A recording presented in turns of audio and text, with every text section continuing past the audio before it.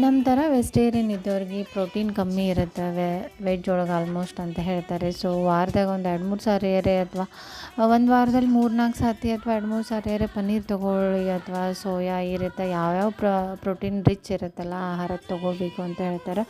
So ನಾನಿಲ್ಲಿ paneer ಮಾಡ್ಕೊಳಕತ್ತಿದ್ದೆ. 1 litre ಹಾಲು ತೊಗೊಂಡಿದ್ದೀನಿ. ಅದನ್ನು ಚೆನ್ನಾಗಿ ಒಂದು 10 ನಿಮಿಷ ಕುದಿಸ್ಕೊಂಡೆ ಉಕ್ಕು ಬರೋದನ್ನು. ನಂತರ ಇಲ್ಲಿ ನಿಂಬೆ ರಸನೂ ಹಾಕೋಬೋದು ಪನ್ನೀರಿಗೆ. ನೀವು ಒಂದು ನಿಂಬೆ ರಸ, ಹಣ್ಣಿನ ರಸ ಸಾಕಾಗತ್ತೆ. ಇಲ್ಲ ವಿನೆಗರ್ ಇತ್ತಂದರೆ ವಿನೆಗರ್ ಹಾಕೋಬೋದು. ನನ್ನ ಹತ್ರ ನಿಂಬೆ ರಸ ಇರಲಿಲ್ಲ, ಸೊ ನಾ ಇಲ್ಲಿ ವಿನೆಗರ್ ಹಾಕ್ಕೊಂಡೆ. ವಿನೆಗರ್ ಹಾಕೊಂಡ ತಕ್ಷಣ ಈ ರೀತಿ ಬಂದಿರುತ್ತೆ, ಅದನ್ನು ಚಾಣಿಸ್ಕೋಬೇಕು. ಇಲ್ಲಿ ಸಿಕ್ಕಾಪಟ್ಟಿ ಸುಡ್ತಾ ಇರುತ್ತೆ.